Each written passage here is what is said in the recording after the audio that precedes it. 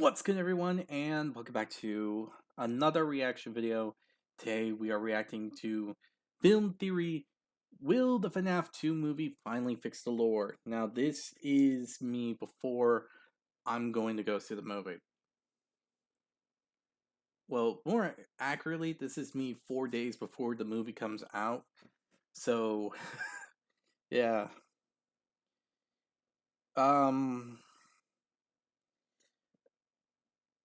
I never realized this video was made. I honestly should have known. But yeah. So because of that, I am going to, on this rare occasion, upload two, as you noticed, two reaction videos. This is my reaction before I go see the movie. I officially don't know when I'm gonna watch it. It's either the day of or the day after. So either way, this is gonna be interesting for me. So other than that, again, two reaction videos today. That's gonna be a pain in the butt to edit, but yes, I'm going to do that. So, with this said, hope you all enjoyed this reaction video. Like, comment, subscribe if you did enjoy it. Hit the notification button to be notified immediately when the video comes out. And if there's any videos you'd like to recommend that I should react to, put it down in the comment section below, and I'll react to it as soon as possible. The link to this video is going to be down in the description below, so be sure to give Film Theory some love and support for the video that they made. Other than that, let's get right on into this video, shall we? Okay. We finally have some answers. The last Five Nights at Freddy's 2 trailer just dropped ahead of the movie's release in December, and let me tell you, this one actually gives us some closure on questions the fan base has had for years. Hello, Internet! Welcome to Film Theory, the show that's creeping through an abandoned pizzeria in the dead of night. I really hope I don't get jump scared by the subscribe button. Ah, jeez! Come on, man! I punched you right in the face. So at this point, you know what Five Nights at Freddy's is. We're almost in the double digits of videos about it here on Film Theory, let alone the dozens and dozens over at our sister location Game Theory. The first movie was a huge hit, and the sequel, coming this December, looks like it's continuing the trend and adapting some of the best parts of the Five Nights franchise while also bringing in a lot of new ideas for the series. Honestly, I'm kind of excited about that. Like, if you're going to be making an adaptation of something in a different medium, use the unique ways of storytelling in that medium to add ideas while keeping to the spirit of that original IP. Anyway, because the new movie is coming out really soon, December 5th, one final trailer released 1 month ahead of that, in the middle of a Wednesday while I was working on something else. The script for the 10th anniversary video on Film Theory, actually. Man, FNAF, it's making me delay that until January, just... How on brand for Theorist is that? Apparently, this trailer was leaked, in that an unlisted copy was uploaded and sleuthy fans found it before they were supposed to. I have to wonder if that forced their hand or if they always meant for this to come out on the 5th, but who knows at this point. So, of course, I had to drop what I was doing to try to break down this trailer, since we've done it for every other one in this franchise. It's kind of like an ongoing series for us here on Film Theory. Anyway, loyal theorists, this trailer was interesting.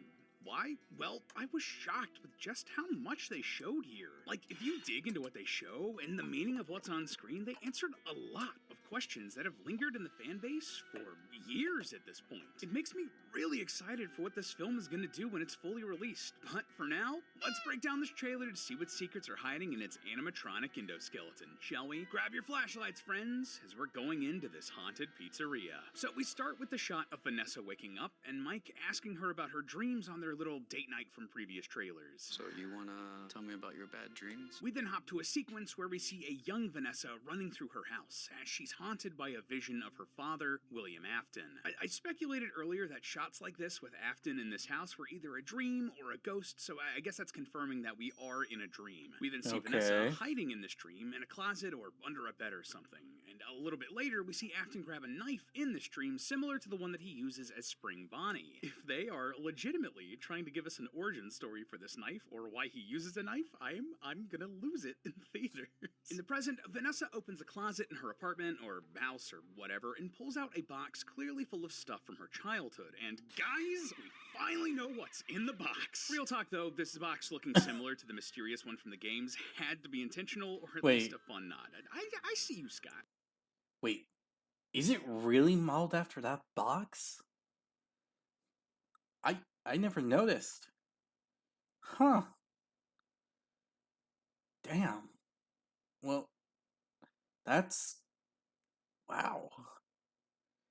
I never thought we would ever get reference to that box again, but here we are, years later. I see you. Anyway, the next shot is Vanessa putting out a bunch of toys, almost as if she's displaying them. There's some marbles, a small book, what looks like a little mirror, and Garrett's plane. Yeah, you know, Mike's little brother murdered by Afton, the toy plane that he had in the first movie that we know was given to Vanessa. I have to wonder, are these all things from her childhood, or maybe something darker? Like, were these items taken from Afton's victims and given to Vanessa, like the plane was? That would be incredibly creepy and just totally in line with this franchise, man. And I also have to not ask, wrong. why is she displaying them here?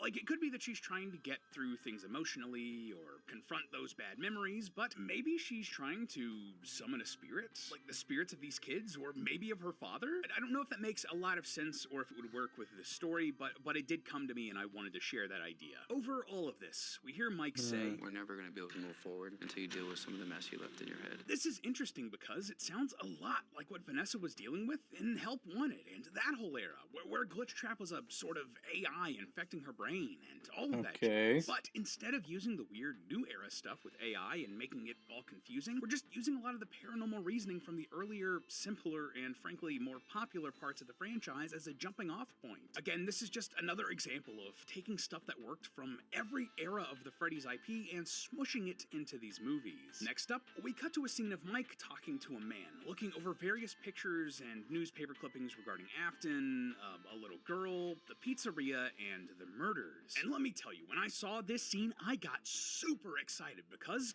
clearly this guy is supposed to be Henry Emily, Afton's business partner from the game franchise and father of Charlie. No, Emily, actually, never mind. The puppet in that was actually kind of obvious. I don't know why I did that. I'm actually feeling dumb for doing that right now. Because it was clarified multiple times. Because obviously, someone that mentions they lost a daughter and Freddy Fazbear's and has like a unique design that looks kind of similar to Henry Emily. Obviously has to be a Henry Emily. So the games who we believe will do the same here in the movies. There are plenty of reasons that this guy is Henry. Like, first off, he has a picture of a girl we've identified as Charlie in his notes. And it looks like the sort of school photo or professional portrait that you'd only really expect a parent to have of their child. And it's accompanied with a little note that reads, "Daddy, I am really sorry you missed my birthday, but I really love my present." Again, that's the sort of thing a parent would have from their kid and keep in a scrapbook like this. But the meta reason I am positive that this guy is Henry Emily, well, it's because he's being played by the actor Skeet Ulrich. If you don't know, Ulrich is an actor with a lot of history in weird, supernatural, or adjacent film and television. He had a main role in Riverdale for years, he was a jerky jock in The Craft, and most importantly for us, he was also the boyfriend character Billy in Scream. That's significant for a couple of reasons, mostly that Billy turned out to be the Ghostface killer in Scream, and that he wasn't working alone. Billy committed those crimes with his best friend Stu, played by none other than Matthew Lillard. They were friends and partners in crime in that movie, and given how much of a face Lillard has become for Afton in the FNAF series, I absolutely see the studio and filmmakers getting Ulrich for the part of Henry Emily, Afton's business partner, as a nod to Scream and a bit of stunt casting that horror fans would love. And to be clear, this is not me saying that Henry in the film is like a co-conspirator in all of Afton's murders or anything like that, only that they were partners in making making the animatronics. Now, talking about this actual moment in the trailer, there are lots of small details I wanted to mention and break down, because they're eyebrow-raising at the very least. First of all, the shirt Charlie is wearing in this photo has black and white stripes, once again driving home the puppet aesthetic. And secondly, her note talks about a present, which again is a nod to the puppet. The puppet animatronic comes out of a present, and the night she went missing in the games, it was because she was locked out of a birthday party. Like, really, they're just hitting the nail on the head over and over again that Charlie is going to be the puppet, and it's very on brand. Next, the note also says, "I miss our park," before getting cut off because it's folded over. This is a bit weird. At first I thought it might be referencing FNAF 1, where Garrett went missing in that movie.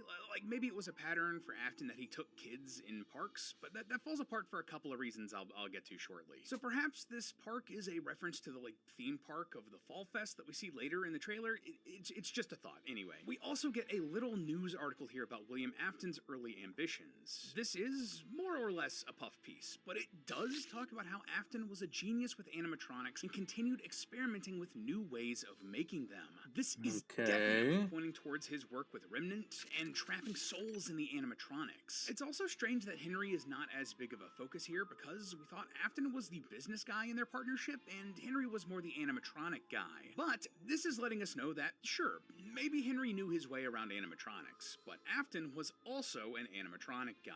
But okay, all that is neat or whatever, but the big thing we learn here, and the thing that made me and Tom light up like animatronic Christmas trees, this line right here. It wasn't until years later when those 5 children went missing that I knew she was murdered. So this might just seem like a normal trailer line, but this is actually huge. Why? Well, it confirms that Charlie died first before the other murdered kids. This was something we were pretty sure about for a while thanks to the books. Like, Charlie died in 1983, and thanks to the Silver Eyes trilogy and Into the Pit, we knew that the other kids died in 1985. But then Help Wanted 2 came out and threw all of that into question. In that game, there are a set of gravestones you need to interact with for one of the endings, and if you like the graves in a certain order, you get a collectible. And to do that, the puppet's grave was the one you lit last, implying that she died last, and throwing everything we knew into question. So this right here is absolutely an example of Scott using these movies to set the record straight, and man, I'm so here for it. After all of us here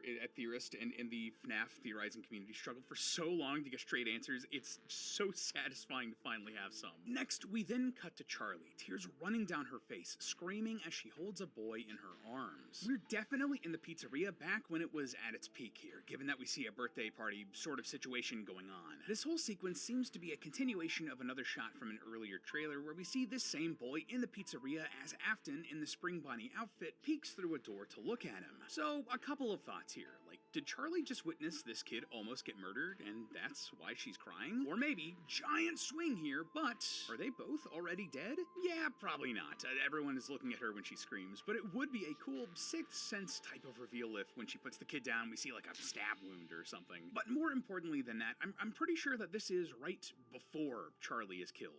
Earlier in the trailer, Henry says this. Everyone called it an accident. Everyone called it an accident. And here we see Charlie standing on a little platform. If I were to guess, this is where the puppet would come out during performances. Oh, and also, again, they're emphasizing the stripes on her sleeves here. Love how consistent that is. So putting the pieces together, this platform is likely a trap door, and she's about to fall through and into the machinery of the puppet animatronic. Something everyone would think was an accident. Notice how the other kid is suspiciously not on this platform when it focuses on Charlie's feet. It's about to open up and have Charlie fall to her death. Oh, and bonus points, that would make things way less confusing than it was in the game, since that had the puppet, like, find Charlie outside. It was very strange, and it follows the film's running mission statement of taking the recognizable parts of FNAF and simplifying them for the mainstream. We then get a lot of shots that just feel like classic horror movie fare that don't really add anything to our breakdown of the movie. We see a kid at Abby's school asking if she's ever gonna go back to Freddy Fazbear's, and then cut to her going back there. The animatronics wake up, and we see Mike and Vanessa in the pizzeria reacting to Balloon Boy's laugh coming from somewhere in its depths. Oh, and we also hear someone say, "Where are you gonna run to?" That's a line repeated from an earlier trailer. Back then I wasn't 100% sure who was saying this, but now it definitely sounds like it's from Afton. Oh, and also I have to point out, we can clearly see the carousel here in this shot with the 4 animals that you would expect. Freddy, Bonnie, Foxy, and Chica. None of the extra animals mentioned on the potentially real script pages that Scott released during the 10th anniversary event. And man, at this point, it feels like Scott is just toying with me. Why are you doing this to me, man? Is checking the carousel for animals gonna be my version of counting animatronic toads? We then see the toy animatronics out and about like they've been really hammering home in the marketing for this movie. They even have a line saying, Half of this town will be dead by morning. letting us know just how much the stakes have been raised here. We see Freddy at the Fall Fest Fair thing, Matthew Patrick raising a knife sharpener from a knife block about to stab a woman, Megan Fox chasing the guy from Jurassic Park inside of a school supply room, and Balloon Boy creeping on a Freddy security guard, who should be played by Markiplier. Come on, Mark, I know you're busy. Congrats on the wedding, by the way, but the fans wait, he got really married? see you in these movies. And Wait, no, last that was thing already of note mentioned, here, I but we think. see the withered animatronics wake up and very I mean, good for Markiplier. Still, but man, jump scare shots of them, wait, including who Mangle played attacking who? a car with Vanessa inside. In a previous trailer, we see them attacking the van with the paranormal investigators, so it looks like attacking vehicles will be their MO here in this movie. Or at the very least, he does it twice. Huh, weird. I just found 2 nickels. Something else I wanted to point out, though, is that none of the withered animatronics we see here in the movie have red eyes, though basically all of the toy animatronics have them at one point or another. To me, this pretty much confirms that the toy animatronics have a sort of child protection software that we mentioned in previous theories, and the withered animatronics don't. Those red eyes represent the software coming online and having them kill random people. This does make me wonder, though, if the toys are just robots that seem to be corrupted, perhaps the withered are connected with the spirits from the first movie, or new spirits entirely? It's just a thought. Now, those are the broad strokes of the trailer, and most of our learnings from it. But, of course, it's a FNAF trailer, and there's deeper meanings to be found here. And probably the most important thing that I picked up from this trailer was that it really seems like this movie is going to be answering a lot of questions that the series has asked for a long time. When young Vanessa is having this scary dream about her dad in the trailer, we see a bunch of images of a workshop. There's a bunch of animatronic equipment, as well as like medical tools you might find in a doctor's office or hospital or whatever. Now, there's a lot of dust on this medical equipment, so if you ask me, this actually isn't connected to the dream at all. This is something I think the characters are going to find in the present day, and it just like matched the tone for the rest of the trailer, so you know they pulled trailer trickery and shoved that together. But that's neither here nor there. No, the big thing I wanted to focus on here was this. We see designs for a Freddy Fazbear animatronic on some old paper. Of course, you know us. When something like this pops up on screen, I absolutely had to pore over to see if there was any new information we could glean from it. And oh boy, don't you know that there was. You see up here where it says that this is Freddy 3.0, that it's a new design? Well, that's significant because if you compare this against all the other Freddy animatronics we see in the film series, this lines up most with the Freddy Fazbear from the first movie. The main Freddy, the classic Freddy, not the withered or the toy Freddy designs. You can really tell if you compare the jaw designs for the blueprint, classic Freddy, toy Freddy, and withered Freddy. This is definitely referring to the original Freddy from the first movie. And that's significant because, well, for a long time we weren't sure if the withered animatronics and the classic animatronics were the same animatronics or not. And that created a lot of confusion and ambiguity in the timeline and the story. But this right here is saying very clearly on paper that they are different. Most likely that the toy and withered animatronics came first and that the classic animatronics came later. And that's just from this one shot from one of these teasers. Who knows what answers the full movie's gonna give us? This might seem like I'm making a mountain out of a molehill. Like, this isn't really that big a deal, right? But this is really emblematic of not only this movie series as a whole, but honestly, where the entire FNAF franchise is right now. Here, check this. Looking at the writing credits of a lot of the major FNAF projects over the last few years, you'll notice a little bit of a trend. For Security Breach, Scott wasn't really credited as a writer, and that's probably why the story was a bit frustrating both for us and for Scott. After that, neither the DLC for Ruin or Help Wanted 2 had credited writers, but the first movie had Scott, Seth Cuddyback, and Emma Tammy, the director of the movie, all as writers. And in more recent projects, well, Scott was the main writer along with Steel Wool co-founder Jason Topolsky on Secret of the Mimic. And Scott is the only writer on this new FNAF 2 movie. And what what that tells me is that Scott is trying to take the story of FNAF back. He's trying to claw back control over this franchise and this narrative to make it the way he wants it to be. To go back and tell these stories in a way that's more crystal clear and planned out, because he was kind of flying by the seat of his pants when this series originally came out. And with these movies, he's taking that opportunity to make it crystal clear, all while giving us more than a little bit of fan service along the way. Like, for real, did you see Toy Chica? What are we doing here, man? But hey, that's just a theory. A film theory. And cut. Okay, so basically, Scott's trying to take more of an initiative when it comes to all the new FNAF stuff. Because Security Breach was not what he envisioned. Ruined was I don't know. He kind of went the right direction, but hard to say. And with Help Wanted 2, I'm not too sure if he was a part of the writing for there, but he was part of the creation of Secret of the Mimic, which clarified the story a bit more and all that. So it's kind of cool that he's coming back to clarify some stuff and actually put it down what we are actually trying to figure out. That's really cool because some of the stuff is a bit contradicting. Like, really contradicting at times.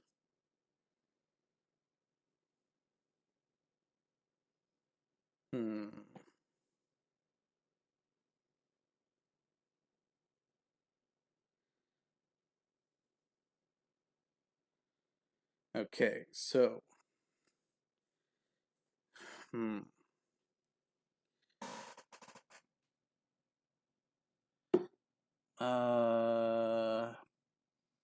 Honestly, I didn't.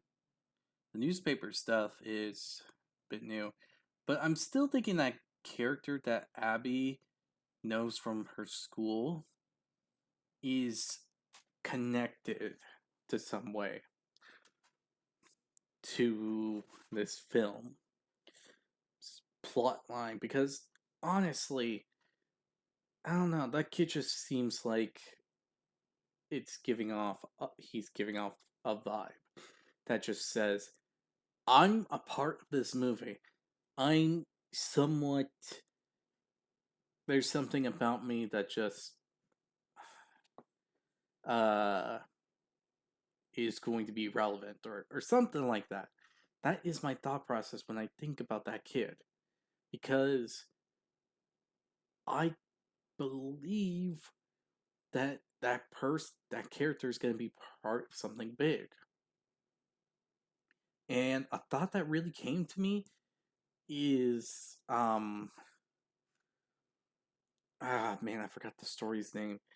Basically, there's a story from a book in FNAF that involves someone taking a certain character to the Fazbear's Pizzeria. But the thing about that is that this person isn't really alive, if I remember correctly, and that they were a ghost or something. I don't know. I can't remember the story fully correctly, but the thing was that they were a part of Golden Freddy, if I'm correct, and they bring people there so that they could get trapped in that suit and get offed by the suit. It took me a while to really think about that, but now that I'm here, I'm thinking this character might share the same plot line to it. Not like saying the kid's a part of Golden Freddy, but more of the fact that he's going to trick Abby to go towards the pizzeria so that the animatronics can do whatever they have planned for her. At least that's my theory on the matter. I could be wrong. I'm not gonna say that I'm 100% correct or anything like that. But I do know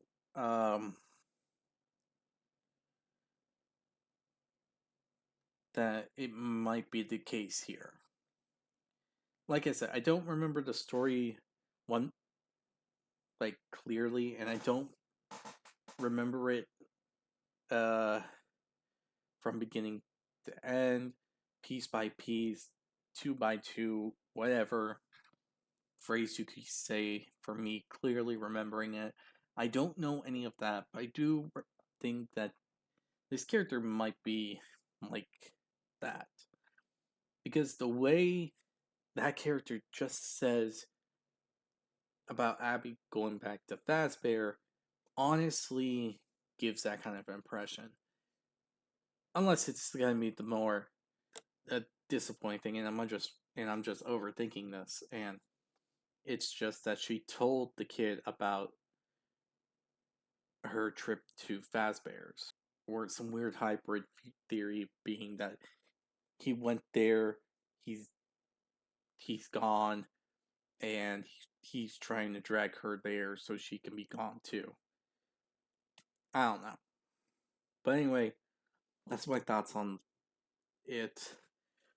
But evidence is clear, though.